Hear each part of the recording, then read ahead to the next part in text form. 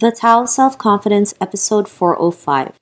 Welcome to the Tao of Self-Confidence, where I share stories of amazing women who have discovered their inner journey to self-confidence.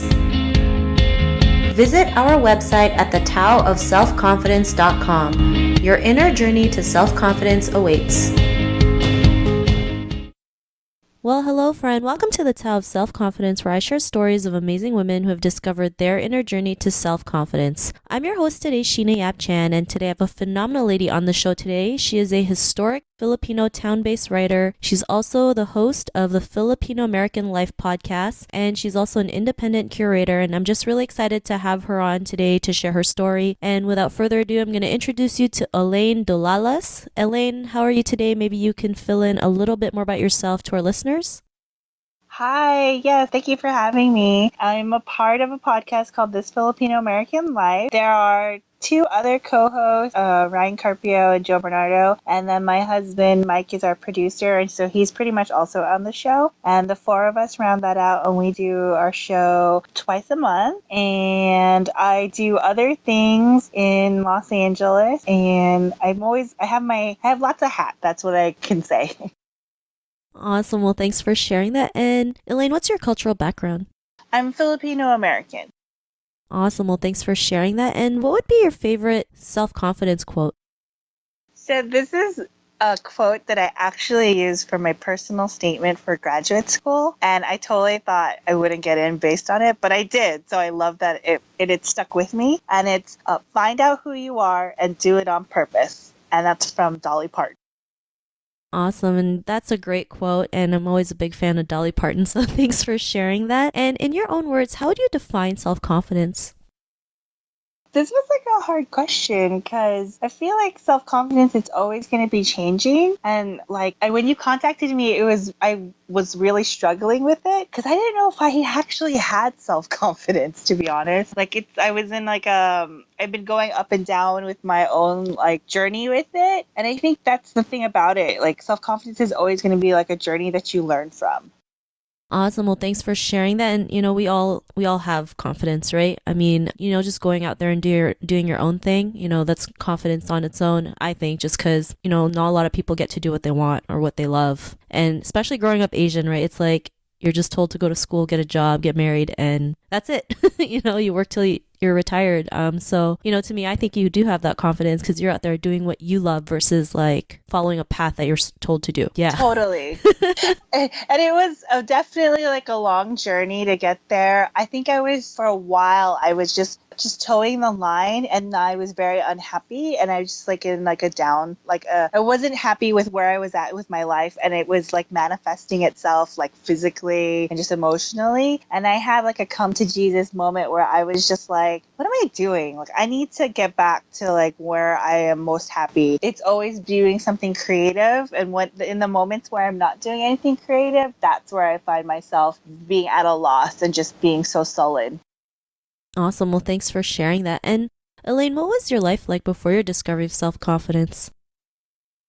So it's really interesting.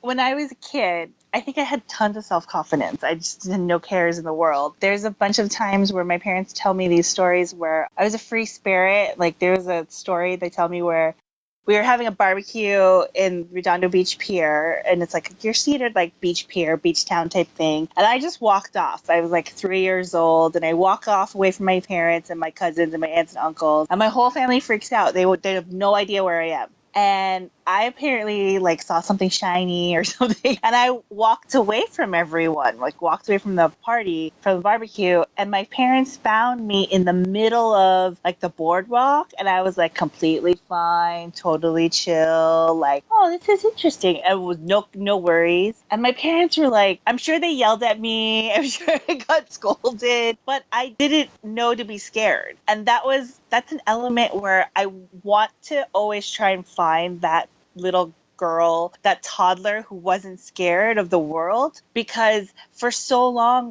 growing up and just the trials and tribulations of being a kid and a teenager, you get that beat out of you and you lose a bit of yourself, you lose your self-confidence. And so a lot of my journey is to be that little kid, to be that unafraid, wandering child. Thanks for sharing that. And I think that's what we all go through that, right? As kids, like we don't know any better. So it's like we're just willing to do anything. And, sometimes society, starts to like tell us, no, you shouldn't do this, you shouldn't do that. Or, your family tells you like, be careful. And then it kind of stunts our fearless like attitude, but we get to build that back up, right, once we realize it. And was there a moment in your life when you realized you are a lot stronger than you realize, you were more confident? What was that aha moment?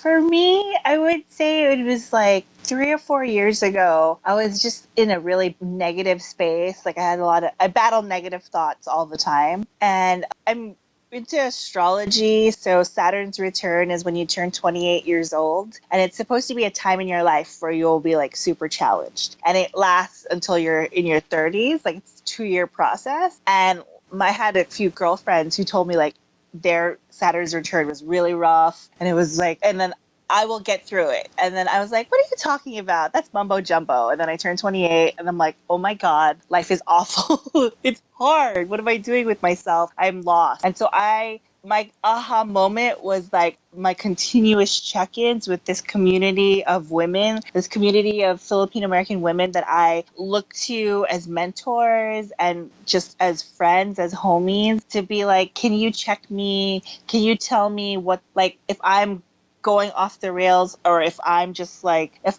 I'm like siloing myself, can you make sure I'm okay? And I think that is what's helped me so much, because I am lucky to have that community of folks. Awesome. Well, thanks for sharing that. And it's makes such a big difference when you have a group of people who are there for you, like, who are with you side by side, who will pick you up when you're at your lowest points of your life and just inspire you to keep going. And, because of that, what's your life been like now? Life now is completely amazing. Ever since I like had a come to Jesus with moment with myself, where I was like, I'm going to ask myself, like, how do I get out of this funk, this depression that I was in? And it was to find passion projects. Once I just made the conscious choice, I was like, I'm going to choose to be happy. I'm going to choose joy. I'm going to choose like the path that will make me feel more fulfilled. Projects came my way that I just couldn't say no to. Like a friend of mine tapped me to be an assistant producer for this virtual reality film called Walking with Grace. And I had never done that work before, but I was like, you know what? I'm not going to be scared. I'm going to go ahead first and help with this project the way I can. And I am completely and like utterly proud of the work that we were able to create together as a collaboration. And then the same thing with this Filipino American Life, the podcast. Joe actually had brainstormed having this show, and he had talked to Ryan about it. And then he asked me like to come in just to talk, and was like, I did 2 other podcasts earlier on my own solo. And he was like, so what's it like? What do you think? He was asking me feedback, like doing a podcast is, if you don't know what you're doing, it can be very intimidating. So I gave him my notes, and he was just like, you know what? Like, hey, do you want to be part of the show? Like, we need like the woman's perspective on like what the Filipino American experience is. And I'm like, why not? Let's do it. Like, the third time is a charm. I'll have like a buddy, and it's not going to just be me. And then since then, like, I love recording with them. It's like they're my friends, and like it gives us like a monthly check-in with each other. And when you're an adult, your friend relationships can go to the wayside just because life is life, and you can just get stuck doing your own thing. And the podcast is a great way to keep my friendships going with these 2 guys. Awesome. Well, thanks for sharing that. And it's great that you were able to find something that you love, and it just like came out naturally, right? It's like you weren't really looking for it. It just kind of came to you because you've done the work, that, maybe the universe was ready for you to see like this is something that you can be doing, right? And you never know what could happen. Just embracing the unknown, which is the greatest thing ever. So, that was really great. And if our listeners were listening to your episode and they were in their own journey of self-confidence, what would be that one tip you would give to them?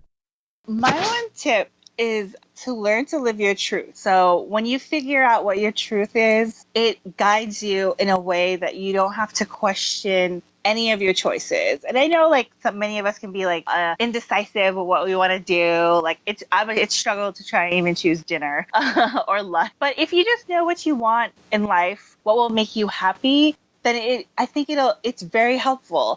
I have been doing this thing. I do mind map every year. I've been doing it since maybe 2013, where I'll have butcher paper or those large like poster size Post-it notes. I'm in a family of community organizers, so we always have those large Post-it notes, poster size. And I'll put the year, and then I'll put like all my goals for like it's not necessarily a vision board because it's me writing everything, but it's just like me like manifesting all the things I want for that year. Like if I want to travel, if I want to write more, if I want to see my family and friends more, it's all there. And like for 2017, it says, I'm looking at it right now, and it's like read 52 books, ask for help, stop negative thoughts, and the main theme, because like each year there's a theme, and it's get shit done.